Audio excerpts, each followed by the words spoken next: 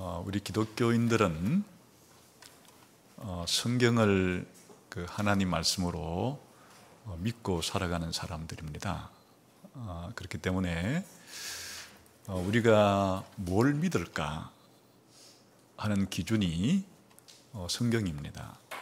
그리고 내가 어떻게 살아가는 것이 바르게 살아가는 것이지 하는 우리의 윤리의 기준도 성경입니다. 이것이 기독교인들을 가장 독특하게 만드는 점이에요.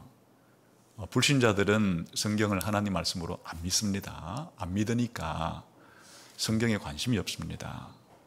또 성경을 하나님 말씀이라고 하는 그런 생각도 조롱합니다. 그러니까 자기 마음대로 살아가는 것이에요. 그런데 이 성경이 하나님 말씀이라고 믿는 사람들은 그럼 성경을 잘 이해하려고 노력을 하겠죠. 또 이해한 것을 잘 순종하려고 노력하겠죠. 이게 이제 기독교인들의 특징이죠. 그렇기 때문에 우선은 성경을 잘 이해하려고 하는 그런 열망이 있습니다. 그런데 이제 성경이 구약 성경과 신약 성경이라고 하는 크게 두 부분으로 되어 있어요. 이 구약 성경은 예수님이 오시기 이전에 기록된 하나님의 말씀이고, 신약 성경은 예수님이 오시고 난 이후에 기록된 하나님의 말씀이에요. 근데 얼핏 읽어보면 이 구약 성경과 신약 성경이 말하는 내용들이 서로 연관성이 있는가, 이게 서로 조화를 이룰 수 있는가 하는 그런 생각들이 들 때가 많이 있어요. 이 구약 성경을 잘 이해하려고 하면 어떻게 읽어야 되는가 하면 신약 성경을 거울로 비추어서 그렇게 읽어야 구약 성경이 잘 이해가 돼요.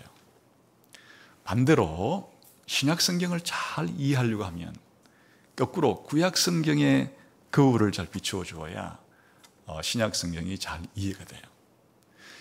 좀 추상적이니까 좀 더 이제 구체적으로 말하자면 구약 성경에 등장하는 중요 인물들이 있어요. 아담 이야기, 또 노아 이야기, 아브람 이야기, 모세 이야기, 다윗 이야기 같은 이런 아브라함의 이런 이야기와 노아의 이야기와 모세, 다윗 같은 이런 사람의 이야기가 이게 무슨 관련이 있지?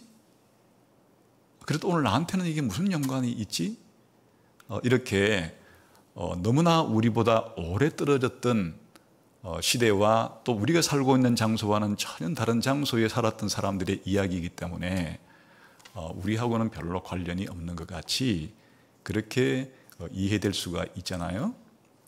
그런데 구약 성경에 나오는 이런 중요 인물들의 의미, 그들의 삶의 의미를 이해하려고 하면 예수님이라고 하는 거울에 비추어야 이 아담도 이해가 되고, 또 노아라든지 아브라함이라든지 모세라든지 다윗 같은 사람이 왜 이런 삶을 살았는지, 또 이들의 삶이 우리와 무슨 연관이 있는지 이걸 이해하려면 예수님과 연결을 시켜야 돼요. 예수님과 연관이 되게끔 이게 이해가 되어야만 이들의 삶의 의미를 이해했고 또 내 삶 속에 적용할 수가 있게 됩니다. 그걸 모르게 되면 전혀 다른 나라의 먼 시대에 살았던 사람의 이야기가 돼버려요. 반대로 그러면 예수님의 그 인격과 사역에 대해서 우리가 이해를 하려고 하면 어떻게 해야 되느냐? 반대예요. 예수님을 아담에 비추어 봐야 돼요. 예수님을 아브라함과 모세와 다윗에 비추어 보아야만 예수님의 인격과 예수님의 사역도 더 잘 이해할 수가 있게 되는 것이에요. 그래서 우리들이 성경을 읽는 방법은 이렇게 구약에 나오는 인물들과 신약 성경에 나오는 예수님과의 연관성을 잘 이해할 때만 구약 성경에 나오는 인물도 이해할 수 있고 또 우리가 믿고 있는 예수님도 우리가 더 잘 믿을 수가 있다 하는 것이에요. 그래서 이제 오늘은 이 예수님의 변화산 사건 속에서 하나님께서 너희는 그의 말을 들으라 하는 이 말씀을 살펴보려고 하는데, 여기서 그라는 것은 예수님이죠. 그러니까 예수님을 따르는 우리 제자들, 우리 신자들에게 하나님께서 뭐라고 말씀을 했는가 하니까, 기독교인 너희들은 예수의 말을 들으라 이렇게 한 거죠. 예수님의 말을 들으라. 하나님께서 왜 이렇게 말씀을 했을까? 이것은 다른 말로 여러분이 이해하기 쉬운 말로 바꿔주면은, 이 예수는 모세와 같은 선지자다. 그렇기 때문에 너희들은 모세와 같은 선지자인 예수의 말을 잘 들어야 한다, 이런 뜻이에요. 여기 모세와 같은 선지자란 말이 없는데 어떻게 그렇게 이해할 수 있습니까? 묻는다면, 너희는 그의 말을 들으라 한 이 말이 구약 성경에서 모세와 같은 선지자의 말을 들으라 하는 말에서 온 것이기 때문에 그래요. 우리 한번 신명기 18장 15절에서 나온 말씀인데 같이 한번 찾아보겠습니다. 신명기 18장 15절을 봅시다.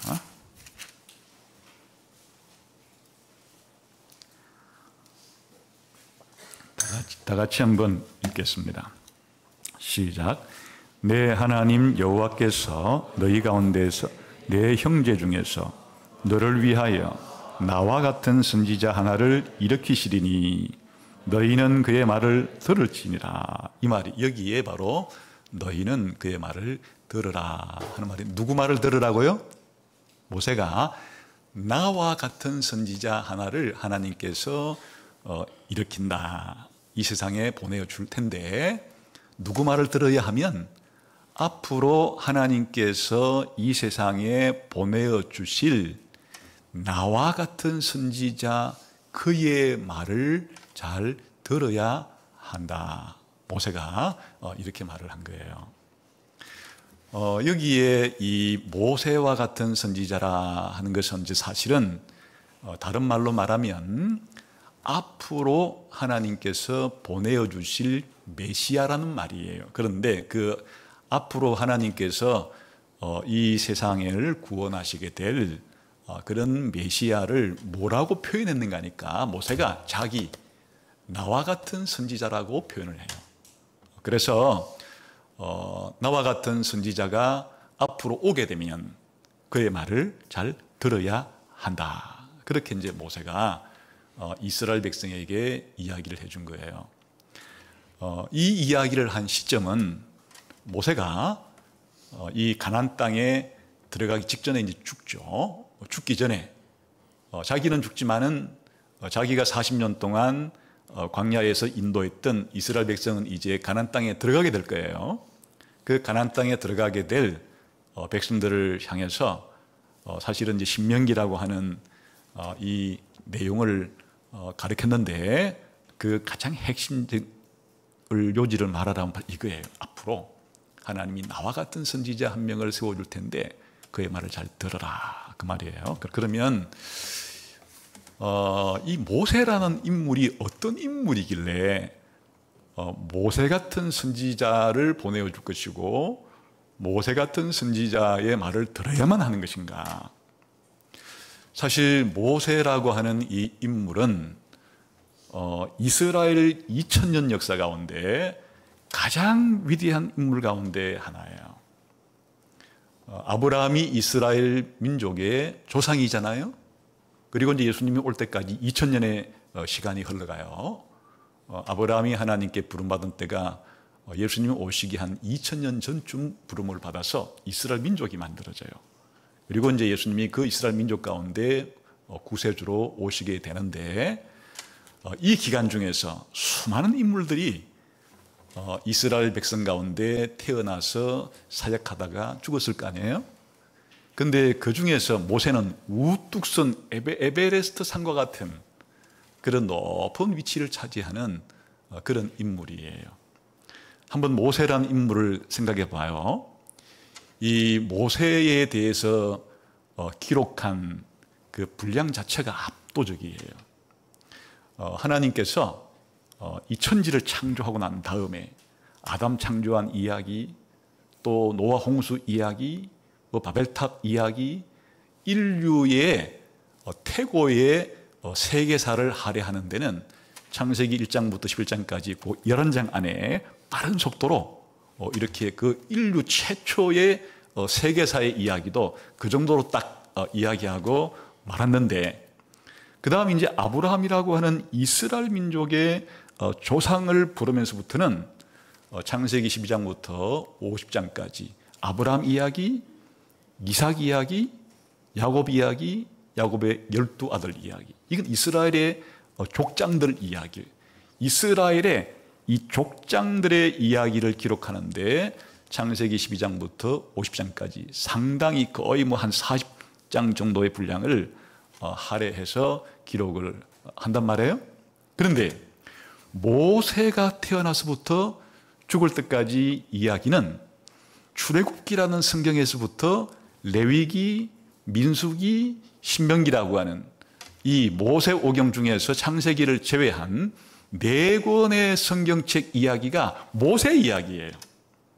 출애굽기에는 모세가 탄생하는 이야기부터 시작을 하고, 그리고 신명기에서는 모세가 죽는 이야기로 끝이 나요. 그러니까 이 출애굽기부터 신명기라고 하는 이 성경의 가장 초기에 기록되어진 4권의 이야기가 모세의 출생부터 모세의 죽음까지 모세가 어떤 삶을 살았고 사역을 했느냐의 일을 기록했어요. 그런데 그 모세의 생애 자체가 정말 그 아무도 흉내낼 수 없는, 구약시대의 그 어떤 인물과도 비교해도 비교할 수 없을 정도의 아주 중요한 일을 하게 돼요.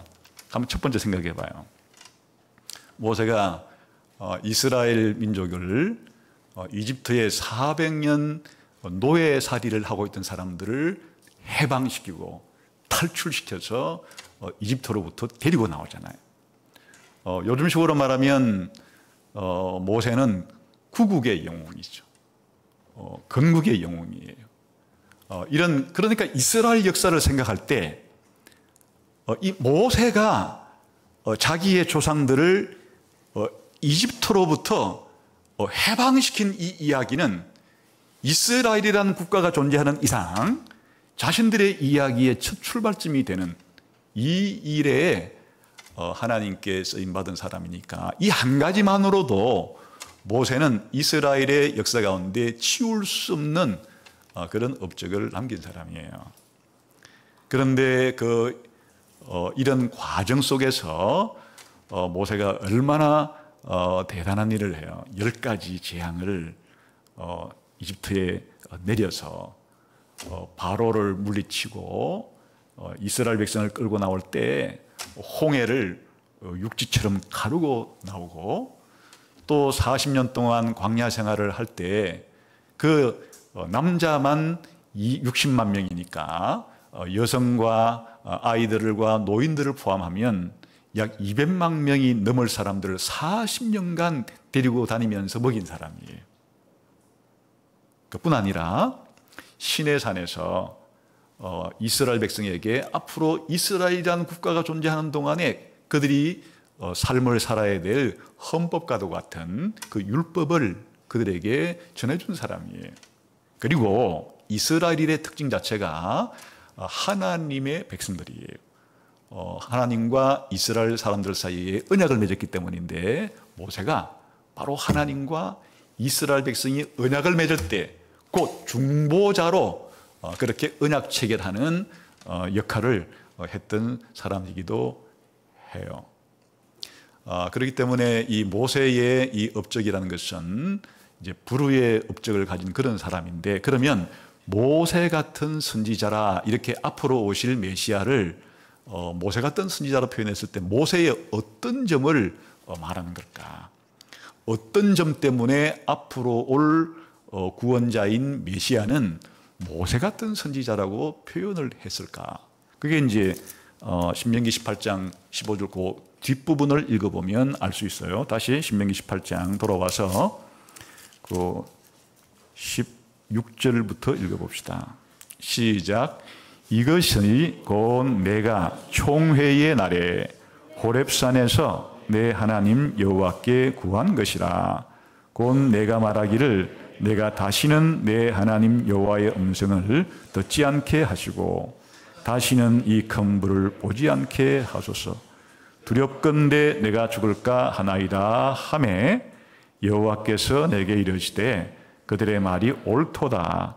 내가 그들의 형제 중에서 너와 같은 선지자 하나를 그들을 위하여 일으키고 내 말을 그 입에 두리니 내가 그에게 명령하는 것을 그가 무리에게 다 말하리라.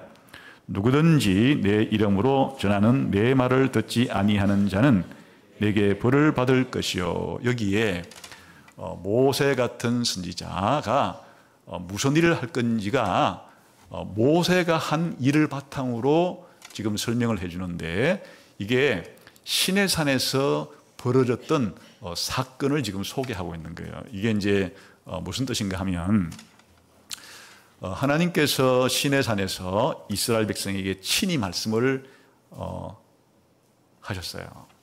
그러면 여러분 생각하기에, 아니 내가 다른 사람을 통해서 간접적으로 하나님이 하시는 말씀을 듣기보다는 살아계신 하나님이 직접 나한테 말씀해 주시는 것을 들으면 더 좋겠다, 이렇게 생각하기 쉽잖아요. 아니 간접적으로 다른 사람을 통해 듣는 것보다야 하나님이 직접 나한테 말씀해 주신다면 얼마나 좋겠어요. 그런데 그게 아니라는 거예요. 왜 그게 아닌가 하니까, 지금 하나님의 말씀을 직접 들었던 사람이 있었어요. 집단적으로 하나님이 친히 말씀하신 것을 들은 사람들이 있는데, 그게 바로 이스라엘 백성이 출애굽을 하고 난 다음에 시내산에 왔을 때 하나님께서 시내산에서 이스라엘 백성을 다 모아놓고 우리가 예배 시간마다 고백하는 십계명을 하나님이 직접 말씀해 주었어요. 그러자 우리가 생각할 때는 정말 기뻐 뛸 것 같았겠죠. 아니 살아계신 하나님의 음성을 우리가 직접 듣고 우리가 어떻게 살아야 될지를 하나님이 이렇게 자세하게 말씀해 주시다니 정말 너무나 좋다 하면서 기뻐 뛰어야 될 것 같은데, 이스라엘 사람은 초죽음이 되어서 공포에 질렸어요. 그리고 어떤 반응을 보이는가 하니까, 하나님 앞으로는 절대로 하나님이 직접 우리한테 말씀을 좀 안 해주십시오. 우리가 죽겠습니다. 하나님께서 우리에게 하실 말씀이 있거들랑 바로 이 모세한테 하나님이 말씀해 주셔서 모세가 하나님 대신에 우리한테 와서 하나님 말씀을 전하게 해 주십시오 하는 요청이에요. 그래서 하나님이 그래 너희 말도 옳다, 일리가 있다, 그래 그렇게 해줄 테니까 앞으로 모세 같은 선지자를 사실 앞으로 세워주겠다. 너희는 그의 말을 그러면 잘 들어라. 이런 의미이기에. 그래서 이 모세 같은 선지자에 대한 이 내용의 이제 배경이 되는 것은 시내산에서 하나님이 이스라엘 백성에게 말씀하시고 이스라엘 백성이 하나님 말씀에 대해서 반응을 보이면서 모세를 하나님과 우리 사이에 중개자로 택해서, 사실 하나님의 대변자로 택해서 모세를 통해서 우리에게 말해 주십시오 하는 이야기인데, 이게 어디 나오는가 하면 출애굽기 20장에 한 거 봅시다. 이제 여기에 지금 방금 설명한 그 내용이 기록이 되어 있어요. 출애굽기 20장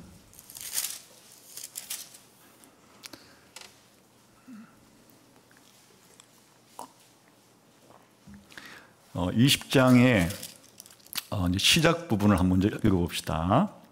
그 1, 2, 3절을 읽어봅시다. 시작. 하나님이 이 모든 말씀으로 말씀하여 이르시되 나는 너를 애굽 땅 종되었던 집에서 인도하여 낸 내 하나님 여호와니라. 너는 나 외에는 다른 신들을 내게 두지 말라. 쭉 지금 무슨 내용을 말씀하고 있어요? 십계명. 그러니까 이 십계명이라고 하는 내용은 최초에는 시내산에서 하나님께서 시내산 기슭에 도열해 있던 고대 이스라엘 백성을 향해서 직접 말씀하신 내용이에요. 그렇게 이제 십계명의 내용을 다 말했어요. 그게 이제 17절까지 17절만 읽어봅시다. 시작. 내 이웃의 집을 탐내지 말라. 내 이웃의 아내나 그의 남종이나 그의 여종이나 그의 소나 그의 낙이나 물은 내 이웃의 소유를 탐내지 말라. 이 십계명이 몇 계명이에요? 십계명이에요. 이렇게 십계명을 말씀하시니까 이스라엘 백성이 최초의 십계명을 하나님께로부터 직접 들었던 이스라엘 백성의 반응이 이제 곧 나오는 거예요. 18절부터 21절까지 시작. 뭇 백성이 우레와 번개와 나팔 소리와 산의 연기를 본지라. 그들이 볼 때에 떨며 멀리 서서 모세에게 이르되 당신이 우리에게 말씀하소서 우리가 들으리이다. 하나님이 우리에게 말씀하시지 말게 하소서 우리가 죽을까 하나이다. 모세가 백성에게 이르되 두려워하지 말라. 하나님이 임하심은 너희를 시험하고 너희로 경외하며 범죄하지 않게 하려 하심이니라. 백성은 멀리 서 있고 모세는 하나님이 계신 흑암으로 가까이 가니라. 여기에 모세 같은 선지자가 할 일이 뭔가, 다시 말하면 모세가 무슨 일을 했는가 하는 것이 기록이 되어 있죠. 그래서 이제 우리가 하나님께서 율법이라고 부르는 이스라엘 백성들이 이 땅에 살아갈 때 어떻게 살아야 되는가 하는 계명을 요즘 말로 말하면 법조항이에요. 법조항을 613개를 주시는데 이 다음부터 나오는 모든 이 율법의 조항들은 하나님이 직접 말해주지 않아요. 하나님이 먼저 이스라엘 백성의 요청대로 모세에게 가르쳐주는 거예요. 모세에게 하나님이 가르쳐주면 모세가 그것을 하나님 대신에 와서 이스라엘 백성에게 가르쳐주고 또 그것을 기록해서 이 글로도 남겨준 거예요. 그래서 지금 이제 모세 같은 선지자라고 말할 때 그 모세 역할이 뭔지 알겠죠? 하나님이 이스라엘 백성에게 직접 말하는 것이 왜 두려움이 되었는가? 지금 하나님은 이 인생의 심판자로서 말씀하실 때 어떻게 등장을 해요? 아까 우리가 봤죠? 우레소리, 천둥소리와 번개와 그리고 산의 연기라는 것은 지진.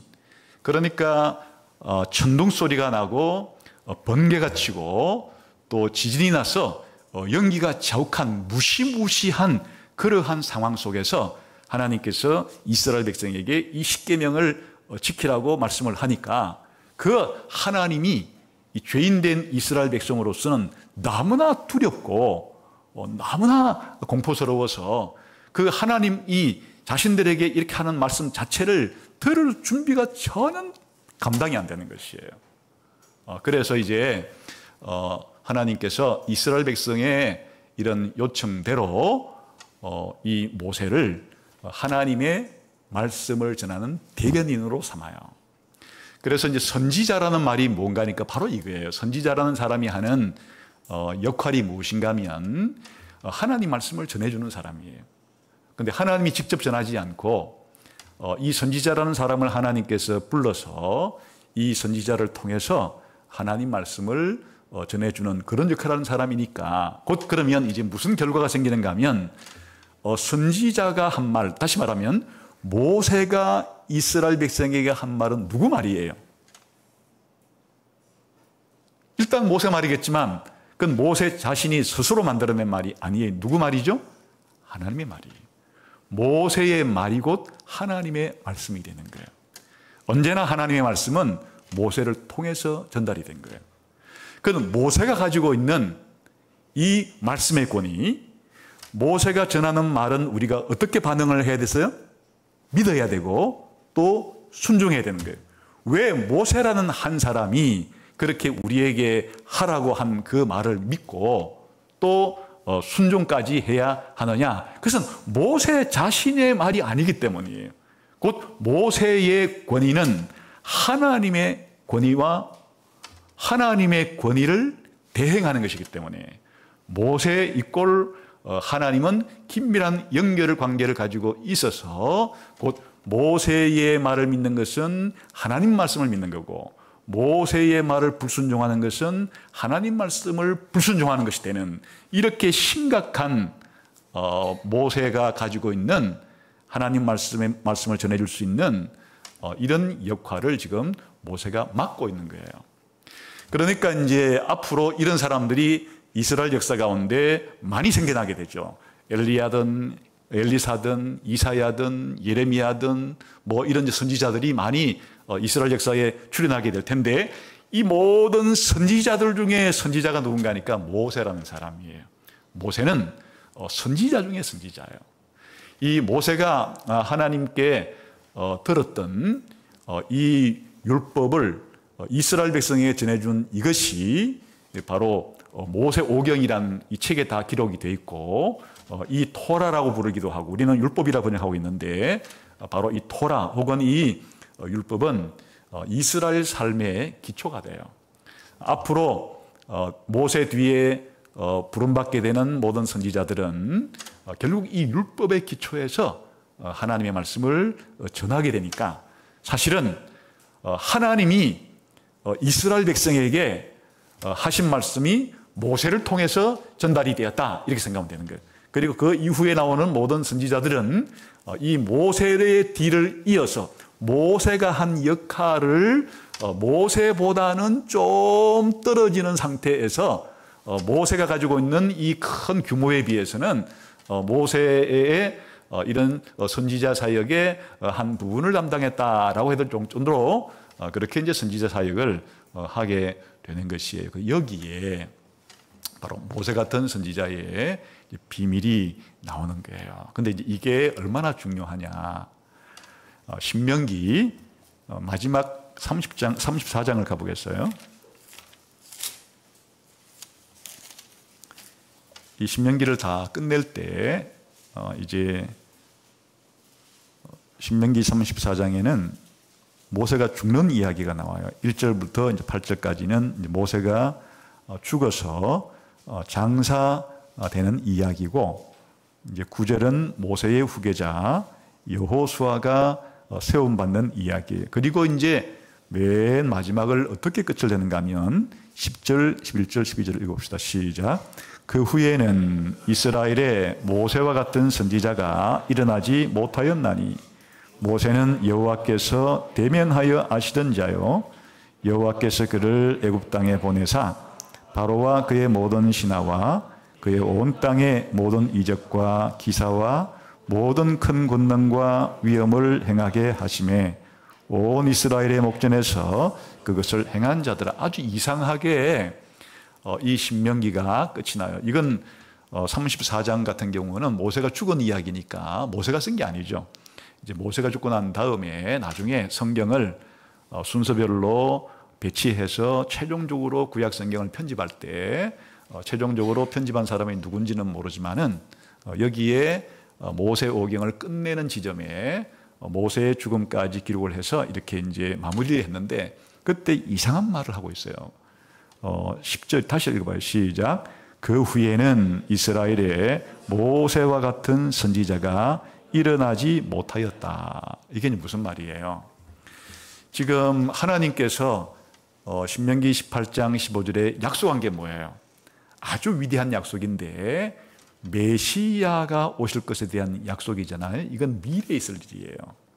모세가 죽고 난 이후에 미래에 있을 일인데 이제 이 모세오경을 마지막으로 편집한 사람이 바벨론 포로 시대 때 어느 한 시기쯤 이 구약 성경을 최종 편집할 때니까 이제 모세로부터 약 한 1000년의 시간이 흘렀어요. 그런데 그 기간을 다 평가해 보니까 아직도 모세와 같은 선지자를 하나님이 주신다라고 했을 때 거기에 해당되는 사람이 안 왔다는 얘기예요. 아직도 이스라엘 역사를 다 뒤져보건대 하나님이 약속했던 그 모세와 같은 선지자는 없었다. 그러면 이게 뭘 말하는가 하니까 앞으로 하나님의 약속은 반드시 이루어지니까 모세와 같은 선지자가 앞으로 올 거다라고 하는 희망을 이 성경책을 읽는 사람들에게 계속적으로 주기 위한 거예요. 그래서 모세오경의 결론이 뭐냐? 하나님이 모세처럼 위대한 하나님 말씀을 듣고서 사람들에게 하나님 말씀을 그대로 전해줄 수 있는 그런 위대한 선지자가 모세였는데, 그 이후에도 그런 사람이 있긴 있었지만은 모세와 같이 이런 위대한 선지자의 사역을 감당했던 그런 사람은 아직 오지 않았기 때문에 앞으로 모세와 같은 선지자가 올 것이므로 이런 기대와 희망을 가지고 정말 모세와 같은 역할을 하지만은 모세보다도 더 위대한 하나님의 계시, 하나님의 진리, 하나님의 말씀을 전해줄, 그래서 우리가 하나님을 알고 구원의 진리를 알고 영원한 구원을 받고 영생을 얻고 천국에 들어갈 수 있는 이런 위대한 모세 같은 선지자가 오기를 기대하라. 이게 모세오경의 끝이고 더 나아가서는 구약 성경의 마무리이기도 한 거예요. 자, 그래서 예수님이 이제 이 땅에 오셨을 때, 예수님이 이 땅에 오셨을 때 살았던 사람들은 어떤 기대를 가지고 살았나? 이 모세와 같은 선지자가 오기를 기대하고 살다가 어떤 좀 특이한, 그리고 하나님의 보내신 선지자라는 생각이 들기만 하면 이 사람이 하나님이 보내기로 약속한 모세 같은 선지자인가 하는 기대감과 궁금증을 가지고 있었어요. 어디에 그런 내용이 나오는가? 한번 요한복음 1장을 한번 읽어봅시다.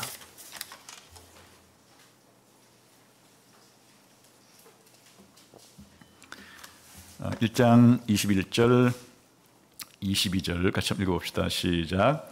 또 묻되 그러면 누구냐? 네가 엘리야냐? 이르되 나는 아니라. 또 묻되 네가 그 선지자냐? 대답하되 아니라. 이건 누구한테 지금 묻는 말인가니까 세례 요한이 정말 이스라엘 사회에 혜성처럼 출현을 해서 회개하라, 하나님 나라가 가까웠다 하면서 이렇게 이제 하나님의 말씀을 전하니까 이스라엘 백성들의 이 마음속에 이 세례 요한이 그 모세가 말한 모세 같은 선지자, 여기서 그 선지자는 그 뜻이에요. 모세 같은 선지자인가 해서 그렇게 세례 요한에게 물어보니까 세례 요한이 뭐래요? 나 아니다. 나는 모세 같은 선지자라고 약속된 그 인물이 나는 아니다. 이렇게 하는 이야기예요. 여기 통해서 우리가 뭘 알 수가 있는가 하면 이스라엘 백성들이 언제까지 계속 이 사실을 기다리고 있었다? 예수님 오실 때까지도 계속 모세 같은 선지자를 기다리고 있었구나 하는 것을 알 수 있어요. 또 한 번은 어떤 일이 있었는가 하면 예수님이 우리가 잘 아는 오병이어의 기적을 행하자 그냥 빵 5개와 물고기 2마리로 5,000명을 먹이는 기적을 행하자 사람들의 관심이 혹시 예수님이 이제는 또 모세 같은 선지자가 아닌가 이렇게 생각을 해요. 요한복음 6장 14절에 보면 들어봐요. 그냥 그 사람들이 예수께서 행하신 이 표적을 보고 말하되 이는 참으로 세상에 오실 그 모세 같은 선지자다 이렇게 해요. 그러니까 여기서는 우리가 이제 확인할 수 있는 사실이 있었죠. 이게 하나님께서 한 약속들을 이스라엘 사람들은 계속 뭐 하고 있었다고요? 기다리고 있었다. 하나님의 이 약속이 이루어지기를 기다리고 있었다. 그런데 세례 요한은 자기가 모세 같은 선지자가 아니라고 말하고 예수님이 누구신가 하면 바로 이 모세 같은 선지자다 그 말이에요. 그래서 베드로가 이제 사람들에게 설교할 때 그렇게 설교를 해요. 사도행전 3장 22절 23절 읽어봅시다. 시작. 모세가 말하되 주 하나님이 너희를 위하여 너희 형제 가운데서 나 같은 선지자 하나를 세울 것이니 너희가 무엇이든지 그의 모든 말을 들을 것이라. 누구든지 그 선지자의 말을 듣지 아니하는 자는 백성 중에서 멸망받으리라 하였다. 이게 무슨 뜻이에요? 지금 베드로가 사람들에게 전도를 해요. 예수님을 전하는데 예수님을 어떻게 전도하는가 하니까 바로 모세가 나와 같은 선지자 한 사람을 세울 거라고 말하지 않았느냐. 바로 이 예수님이, 내가 전하는 이 예수님이 바로 모세가 말했던 그 모세 같은 선지자다. 근데 그의 말을 믿으면 구원받지만은 그의 말을 믿지 않으면 저주를 받는다고 하지 않았느냐. 예수를 믿어야 된다. 이렇게 예수님을 전할 때 베드로는 예수님을 모세 같은 선지자라고 지금 전도를 하고 있는 것이에요. 자, 여기 이제 두 번째, 그러면 예수님은 어떤 면에서 이 모세 같은 선지자의 자격을 갖추었는가? 베드로는 어떤 이런 생각에 진짜 이제 예수님이 하나님이 약속한 모세 같은 선지자로 확신하게 되었는가? 이건 하나님이 그렇게 말해줬기 때문이에요. 언제? 바로 변화산에서 하나님께서 예수님을 향해서 너희는 그의 말을 들어라. 이게 누구에 대한 말이었어요? 모세 같은 선지자의 말을 들으란 말인데 하나님께서 예수님을 향해서 이 제자들에게 너희는 이 예수의 말을 들어라 이렇게 한 것이 풀어 설명하면 바로 이 예수가 내가 약속한 모세 같은 선지자 하나를 일으켜 세운다고 말한 바로 그 모세 같은 선지자이기 때문에 이제 너희는 예수의 말을 들어야 된다. 누가 직접 하신 말씀이라고요? 하나님께서 직접 예수님이 모세 같은 선지자라고 말씀을 해 주신 것이에요. 그리고 예수님도 그런 생각을 가지고 있었죠. 그래서 어떻게 이것을 알 수가 있는가 하면 사실 이 예수님의 변화산 사건 자체가 이렇게 예수님이 모세와 같은 선지자라고 하는 증거예요. 예수님이 얼굴이 해처럼 변화되는 이 사건에 누가 등장을 해요? 모세가 등장을 해가지고 모세하고 대화를 나누어요. 모세와 연관이 있으면서도 모세 같은 선지자면서도 모세 이상이 되시는 분이라는 것을 말해주고 있고, 더 나아가서 변화산 사건에서 벌어지는 모든 구성 요소가 옛날 1500년 전에 모세가 시내산에서 올라갔을 때 일어난 일과 똑같은 일이 벌어진 것이에요.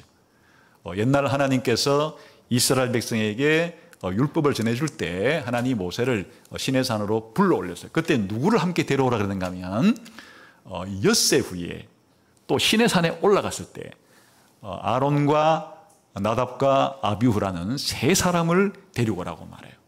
그리고 모세가 시내산 꼭대기에 올라갔을 때 하나님 구름으로 모세를 덮어요. 그리고 구름 속에서 하나님이 모세에게 말씀을 해 주시고 또 하나님께서 율법을 주시는 동안에 모세의 얼굴이 해처럼 빛나서 내려와요. 그때 이스라엘 백성들은 모세의 얼굴이 해처럼 빛나기 때문에 두려워했어요. 그래서 모세가 수건으로 얼굴을 가릴 정도로 그렇게 모세에게 일어난 그 사건처럼 예수님이 변화산에서 일어난 그 사건이 거의 모세의 시내산 올라가서 변화되고 한 그 이야기의 줄거리를 따라서 예수님도 엿새 후에 예수님도 높은 산으로 예수님도 세 사람을 데리고 예수님이 산에 올라갔을 때 구름이 예수님을 덮고 그리고 예수님께서 얼굴이 해처럼 빛나고 그리고 제자들이 예수님께 두려워하고 이게 전체 누구 얘기하고 거의 복사판처럼 비슷하게 흘러가요? 모세 이야기. 모세가 시내산에 올라가서 하나님의 율법을 받고 그리고 하나님 말씀을 전하기 전에 그렇게 변화된 그 이야기가 예수님의 변화산 이야기의 중요한 배경이 되고 있어요.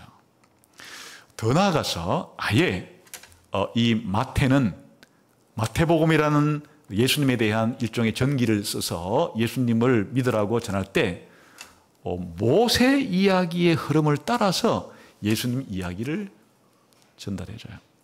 예수님의 탄생 때 무슨 일이 벌어져요? 헤롯이 어린아이들을 죽이는 아주 비극적인 일이 벌어져요. 이거 모세는 동일하게 모세가 태어났을 때도 바로 왕이 어린아이들을 죽이는 모세의 탄생 이야기와 예수님의 탄생 이야기가 거의 비슷하죠? 그 다음에 예수님께서 이제 사역을 하시기 위해서 요단강을 건너가세요. 이 모세가 이스라엘 백성과 함께 홍해를 건너간 이야기에 비견되는 이야기예요. 예수님께서 세례받으시고 광야에 가서 시험 봤는데 모세도 홍해를 통해서 어디에 들어가는가 하니까 광야에 들어가요. 그 광야에서 이스라엘 백성으로부터 또 여러 가지 환경으로부터 안팎의 시험을 받는 이야기가 기록이 돼요.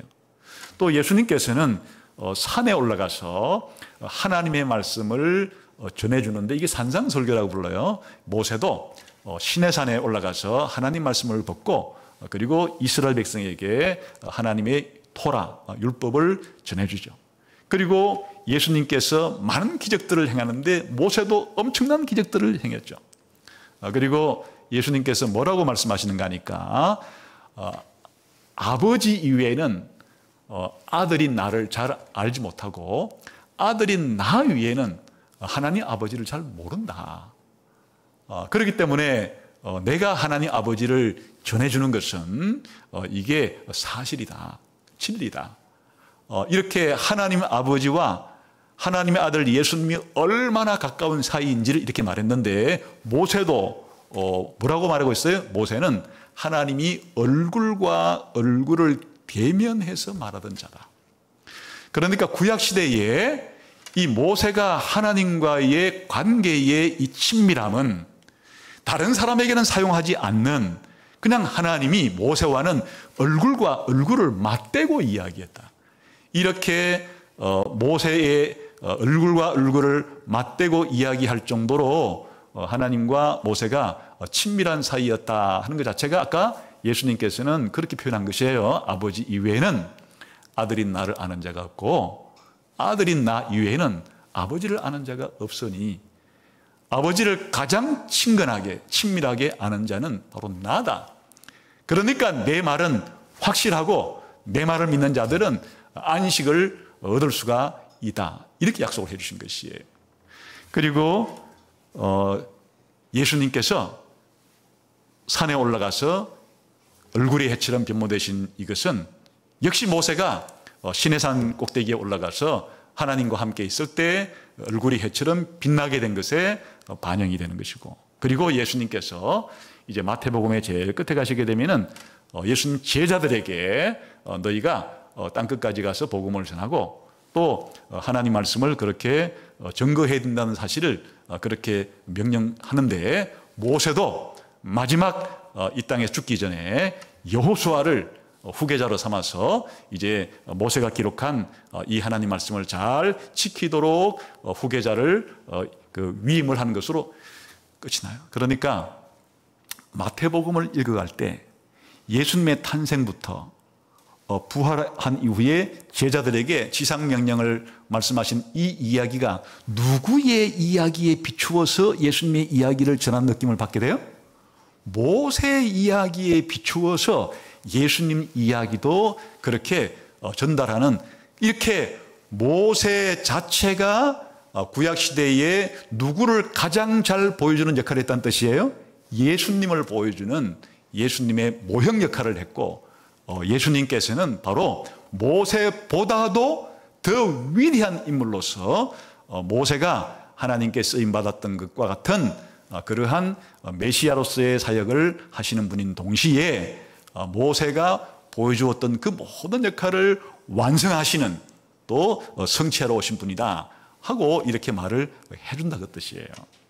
그래서 예수님이 바로 모세와 같다 이런 의미는 무슨 의미를 포함하고 있는가 하니까, 모세가 이스라엘 백성을 이집트에서 구원해 주었듯이 예수님도 우리를 죄로부터, 죽음으로부터, 사단으로부터 구원하신 분이 된다는 뜻이고, 모세가 이 지상에 있었던 그 어떤 사람보다도 하나님의 뜻, 하나님의 말씀을 이 토라, 율법이라는 곳에 담아가지고 이스라엘 사람에게 전해주었듯이 예수님께서 이 땅에 오셔서 하신 그 말씀은 모세보다도 몇 천 배, 몇만 배 더 확실한 하나님의 말씀을 우리에게 전해주신, 하나님을 계시해 주신, 하나님의 말씀을 전해주신 분이라 그 뜻이 되는 거예요. 그럼 결론이 뭐예요? 이렇게 예수님이 모세 같은 선지자이자 사실은 모세보다도 더 위대한 선지자라면 결론이 뭐예요? 모세의 말을 들어야 하듯이 이젠 우리가 누구의 말을 들어야 되는 것이? 예수님의 말을 들어야 된다는 것이에요. 그래서 하나님께서는 이제 옛날 내가 예수님이 오시기 이전 1500년 전에 시내산에서 나 대신에 이스라엘 백성에게 이 율법 토라를 전달해 주라고 세웠던 그 모세보다도 모세 같이 많은 모세 이상인 내가 보내는 이 메시아인 예수의 말을 너희가 이제는 들어야 된다. 아까 신명기 18장 15절부터 뭐라 그랬어요? 모세의 말을 듣지 않으면 모세 같은 선지자 말을 듣지 않으면 어떻게 된다 그랬어요? 멸망하게 될 것이다 이랬죠.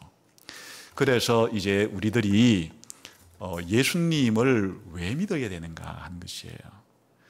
그냥 이 세상 사람들 중에서는 공자의 제자들은 그냥 공자 선생님이 그 임금과 신하의 관계라든지 부부 관계라든지 친구 관계라든지 이런 말씀을 할 때 꽤 들을 만하다, 따를 만하다 이렇게 해서 공자의 제자들이 그 공자와 대화를 나누면서 공자가 가르쳐준 내용대로 살아봐야지 이런 사람이 유교를 믿는 사람들이에요. 그런데 그거는 그냥 공자라는 사람이 인간관계에 있어서 사회 문제에 있어서 한 말 정도가 꽤 우리가 받아들일 만한 것이 꽤 있다 이런 정도로 공자를 따른다는 얘기예요. 불교 신자들은 뭐냐? 부처라는 사람이 어느 날 보리수 밑에서 한 6년 정도 앉아가지고 생각을 해보니까 세상은 이런 것 같아 라고 뭔가 자기 나름대로 깨달은 게 있는데 그 얘기를 들은 사람들이 그런 것 같아 해서 그 고타마 시타르타라는 이름을 가진 그 사람의 가르침을 따르는 거예요.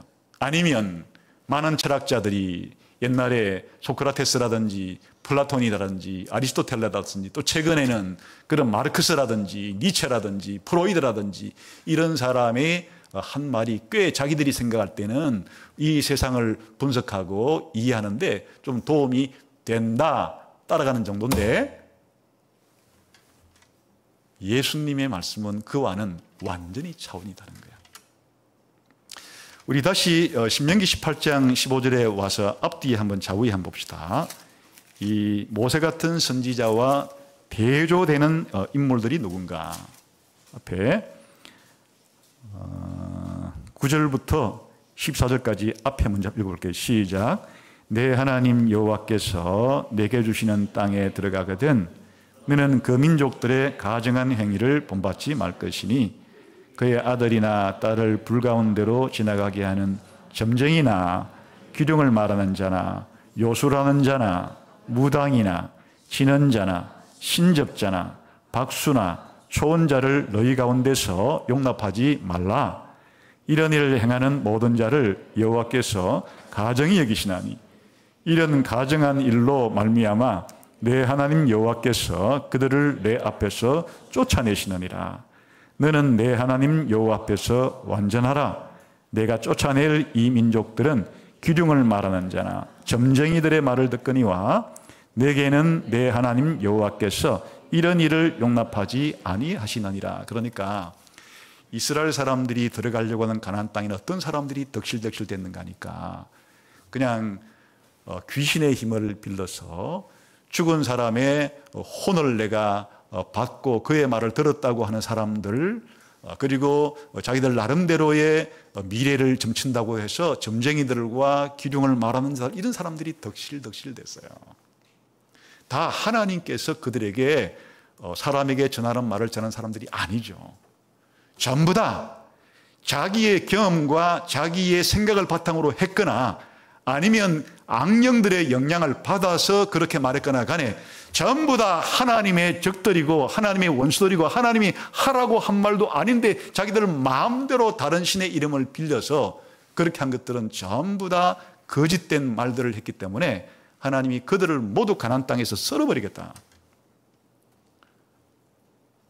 다른 말로 말하면 궁극적으로는 하나님이 전해 주라고 이렇게 해야 너희가 구원을 받는다는 말을 전달해 주지를 않고 온갖 사람들을 미혹하게 하고 잘못된 길로 이끄는 이런 사람들이 받을 진노와 저주를 그렇게 말씀하고 난 다음에 이런 사람들과는 완전히 대조된 사람이 누군가니까 누구 같은 사람이에요?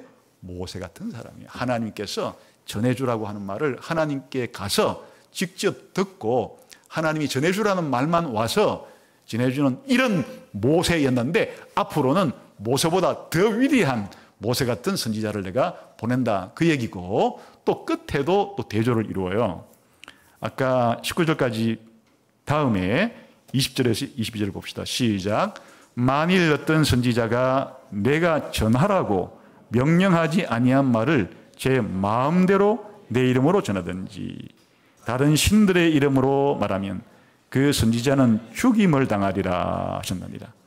네가 마음속으로 이르기를 그 말이 여호와께서 이러신 말씀인지 우리가 어떻게 알리요 하리라. 만일 선지자가 있어 여호와의 이름으로 말하니래 정엄도 없고 성취함도 없으면 이는 여호와께서 말씀하신 것이 아니요 그 선지자가 제 마음대로 한 말이니 너는 그를 두려워하지 말지니라. 그러니까 이 두 부류의 사람들은 다 잘못된 사람들인데 다른 신의 이름으로 하나님이 말하지 않은 것도 이들이 마음대로 다른 신의 이름으로 말하는 자다. 아까 이야기를 했죠. 근데 이번에는 자기는 하나님이 자기한테 전해줬다고 말하면서 말하는 선지자 중에서도 누가 있다는 얘기예요? 가짜가 있다는 얘기예요. 이런 가짜를 그럼 어떻게 분별하느냐? 하나님의 말씀은 선지자에게 한 말이 반드시 이루어지는데 이 가짜들이 한 말은 이루어지지도 않기 때문에 그것으로서 진짜 하나님이 보내신 선지자와 하나님이 보내지도 않았는데 자기 스스로 하나님의 이름을 빙자해서 하나님 말이라고 전하는 거짓 선지자를 잘 구별해야 된다 이렇게 말했어요. 오늘날로 말하면 이단들, 거짓 선생들에 해당이 되는 것인데 우리가 예수님을 믿을 수 있는 것은 예수님의 모든 말씀들이 다 이루어졌기 때문이에요. 예수님께서는 뭐라고 말했는가 하면 내 말은 천지가 혹시 무너질지는 몰라도 내가 너희에게 한 말은 천지가 없어진다 할지라도 내 말은 없어지지 않고 반드시 이룬다. 예수님이 누구기 때문에 그런 자신 있는 말씀을 하시는 거예요? 하나님께서 예수님을 보내어서 예수님이 하신 모든 말씀들은 예수님의 만들어낸 창작한 말들이 아니에요. 하나님 아버지께서 예수님을 통해서 우리들에게 전해 주라고 한 말씀을 예수님이 전해줬기 때문에. 그래서 예수님은 늘 이렇게 말해요. 내가 너희에게 가르치는 것은 내가 가르친 것이 아니고 나를 보내신 아버지의 가르침을 내가 너희에게 가르치는 거다. 그러면 결과가 뭐예요? 아까 모세에게 적용을 해보게 되면 모세가 한 말을 안 믿었으면 누구를 안 믿는 것이 되어버렸다고요? 하나님 말씀을 안 믿는 게 되는 것이고 모세가 한 말을 순종했으면 하나님 말씀을 순종한 것이 되듯이 이제는 모세 같은 선지자, 아니 모세보다 더 위대한 선지자를 예수님을 통해서 예수님을 삼아서 보냈기 때문에 예수님이 오시고 난 다음부터는 어떤 일이 발생하는 거예요? 예수님이 하신 말씀을 믿으면 누굴 믿는 것이 되는 것이에요? 예수님을 믿을 뿐 아니라 하나님을 믿는 것이 되는 거고 예수님이 하신 말씀을 안 믿으면 예수님을 안 믿는 것으로 끝나는 게 아니라 하나님 아버지의 말씀을 안 믿는 게 되는 것이에요. 예수님의 권위는 누구의 권위와 방불한 것이에요? 하나님의 권위와 같은 권위를 가지고 계신 것이에요. 그래서 예수님께서는 이 산에서 산상설교를 다 가르쳐주고 난 다음에 어떻게 적용을 하시면서 끝을 맺었어요? 내가 이제 하나님의 말씀을 다 전해 주었는데 누구든지 내 말을 듣고 순종을 하는 사람은 바위에다가 집을 건축하는 사람과 같겠지만 누구든지 내 말을 듣고도 순종하지 않으면 모래 위에 집을 지은 것과 같을 것이다. 이게 예수님의 가르침의 결론이에요. 다시 말하면 예수님의 말씀을 믿고 순종하는 사람은 영생을 얻고 영원한 천국에 들어갈 수 있도록 안전하게 자기 인생을 건축하는 건축자지만은, 예수님 말씀을 도무지 안 믿고 안 믿으니까 순종도 하지 않는 사람들은 모래 위에 집을 지은 사람 같아서 그냥 폭풍이 불고 그냥 큰 비가 내리고 홍수가 나면은 자기가 지은 집이 모조리 무너지는 것 같이 최후의 심판대 앞에 하나님 앞에 섰을 때 그동안 자기가 믿었던 모든 것들은 다 무너지고 영원한 지옥으로 휩쓸려 들어갈 수밖에 없는 그런 인생을 살게 될 거다. 왜 예수님이 이런 강력한 자기 자신의 말을 이처럼 권위 있게 말씀하시는 거예요? 바로 예수님이 하나님이 세우신 모세 같은 선지자로서 하나님의 말씀을 대신 우리들에게 전하러 오신 분이시기 때문에 그런 거예요. 그래서 우리들이 예수님을 믿는 것은 세상 사람들이 다른 종교 지도자나 다른 철학자들이나 다른 사상가들의 말을 믿고 따르는 것과는 완전히 차원이 다른 것이에요. 물론 우리가 이 땅을 살아갈 때는 세상 사람들과 어울려 살아가게 될 때 많은 지식이 필요해요. 정치에 대한 지식도 필요하고, 또 경제에 대한 지식도 필요하고, 사회에 대한 지식도 필요하고, 문화라든지 예술이라든지 스포츠라든지 이런 여러 가지 분야들을 우리가 지식들이 필요해요. 그런데 그런 지식들은 어떻게 아는가?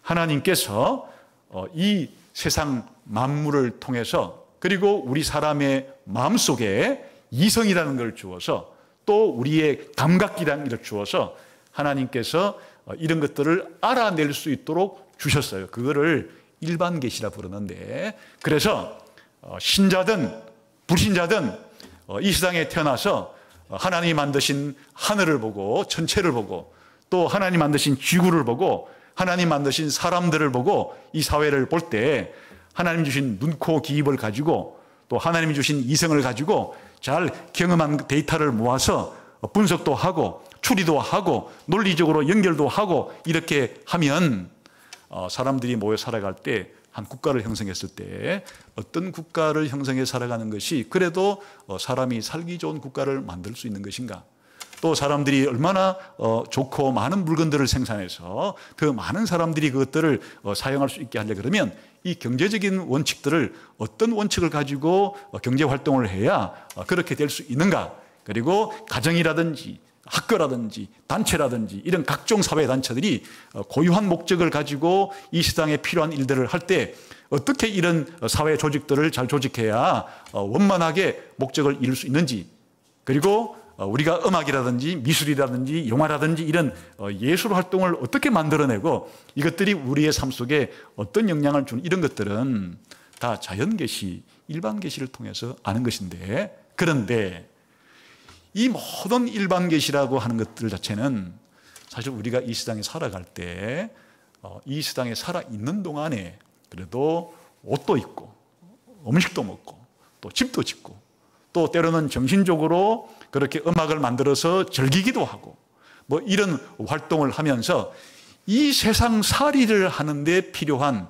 그야말로 아기자기한 지식들이 되는 거예요. 그런데 우리 인간의 가장 중요한 문제는 바로 하나님께 죄를 지은 타락, 그 죄의 결과로 있는 죽음, 그리고 이렇게 우리의 죄와 죽음의 문제를 해결하지 못하고 죽으면 엄부로 갔다가 나중에 부활을 해도 영원한 지옥불에 들어가는 이 엄청난 문제, 그냥 이 세상에 살아갈 때 조금 더 경제적으로 부유하나 가난하나 몸이 좀 건강하나 병들었나 좋은 옷을 좀 입느냐 못 입느냐, 이런 문제와는 비교 자체가 불가능한 우리의 죄와 죽음과 구원과 영생의 문제에 대해서는 하나님께서 그냥 우리의 감각기관으로 알아내고 우리의 머리로 알아낼 수가 없기 때문에 선지자를 세워서 하나님의 말씀을, 하나님의 뜻을 대신 전해줄 선지자를 세워서 그렇게 말씀을 했는데, 이게 구약시대 때는 많은 선지자 가운데 선지자 중에 선지자로 모세를 세웠지만은 하나님의 약속은 앞으로는 모세 정도가 아니고 하나님의 아들로서 친히 이 땅에 와서 선지자 역할을 하면서 모세와 같은 모세 이상의 그런 메시아를 통해서 내가 구원의 길, 생명의 길을 너희에게 전해줄 테니까 이 예수의 말을 너희가 믿어야 영생을 얻을 수가 있고 예수의 말을 순종해야만 너희가 바른 길을 갈 수가 있다라는 것이 변화산에서 하나님이 너희는 그의 말, 예수의 말을 들으라 하는 말이에요. 듣는다는 것 자체가 그냥 귀로 듣는다는 걸 가리키는 것이 아니에요. 듣고 이해를 해야 되는 거죠. 이해를 한 다음에 믿는 것을 포함하는 것이에요. 믿으면 순종을 하게 되는 거예요. 그러니까 예수의 말을 들으라 하는 것은 그냥 예수님께서 산상설교를 한 것을 한번 눈으로 읽거나 귀로 읽고 마이동풍처럼 아니면 한 귀로 듣고 한 귀로 내보내는 이 육신의 귀로 그걸 듣는 것이 아니고 예수님을 온전한 마음으로 믿고 예수님 말씀을 순종하는 것이 예수님의 말을 듣는다. 이렇게 하는 사람이 누구예요? 바로 여러분이고 기독교 신자들이에요. 이렇게 안 하는 사람들이 누구예요? 예수님 믿지 않는 불신자들이에요. 그래서 예수님이 그 두 가지 길에 결과도 미리 말을 해 주었잖아요. 내 말을 듣고 순종하는 길은 생명의 길이고 영생의 길이고 천국 가는 길이지만은 내 말을 믿지 않고 불순종하는 자들은 바로 영벌의 길이고 죽음의 길이고 사망의 길이고 지옥 가는 길이다. 예수님이 그렇게 말씀을 하신 것이에요. 그래서 여러분들이 예수님을 안 믿는 것은 이 세상 최고의 불행한 선택을 한 거예요. 예수님을 안 믿고 예수님 말씀을 불순종하는 것은 최고로 어리석은 길을 택한 것이에요. 그러나 예수님을 이렇게 구세주로 믿고 모세 같은 선지자로 믿고 예수님 말씀대로 내가 살아야지 이렇게 살아가는 삶은 여러분의 인생의 최고의 선택을 한 것이고 최고의 지혜로운 선택을 한 것이라고 성경은 이야기하는 것이에요. 그런데 그 예수님의 말씀이 지금 어디 기록되느냐? 성경에 기록된 거예요. 예수님 말씀이 하늘에 떠도는 게 아니고 그 예수님의 말씀이 성경에 기록된 거예요.